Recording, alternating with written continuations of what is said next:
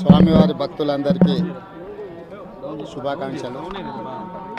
తెలంగాణ రాష్ట్ర ప్రభుత్వం ఏర్పడిన తర్వాత స్వామివారి దర్శనం చేసుకోవాలని ప్రయత్నం చేసిన ఎన్నికలు, స్థానిక పరిపాలనలో కాస్త సమయం దొరకకపోవడం వల్ల ఈరోజు స్వామివారిని దర్శించుకున్నాం.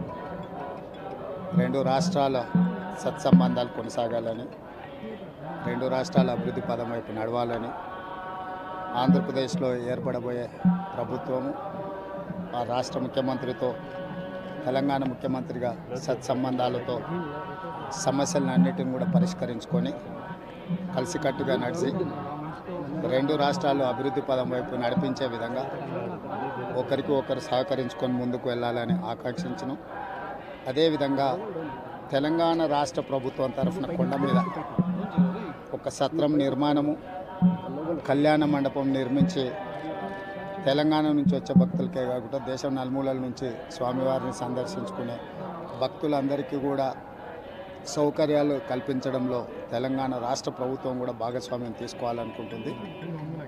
ఈ ఫలితాల ప్రక్రియ ముగిసిన తర్వాత తప్పకుండా తెలంగాణ రాష్ట్ర ప్రభుత్వం తరఫున సత్ర నిర్మాణానికి అవకాశం ఉంటే కళ్యాణ మండపం నిర్మించి స్వామివారి సేవ కొనసాగించాలని రాష్ట్ర ప్రభుత్వం భావిస్తుంది. తప్పకుండా తొందరలోనే ఆంధ్రప్రదేశ్ ముఖ్యమంత్రిని కలిసి విజ్ఞప్తి చేసి ఇక్కడ స్వామివారి సేవలో తెలంగాణ రాష్ట్ర ప్రభుత్వం కూడా భాగస్వామ్యం తీసుకోవాలని కోరుకుంటున్నాం. కొండ మీద రాజకీయాలు మాట్లాడకూడదు. తప్పకుండా మంచి వాతావరణం ఉంది, వాతావరణం కూడా అనుకూలించింది. గత సంవత్సరం కరువు వచ్చిన, తాగునీటి సమస్య ఉన్న సమస్యలను అధిగమించి మంచి ఋతుపవనాలు, మంచి కాలం అవుతున్నది. వానలు పడాలి, పంటలు పండాలి, రెండు రాష్ట్రాలు సుభిక్షంగా ఉండాలనే మా ఆలోచన.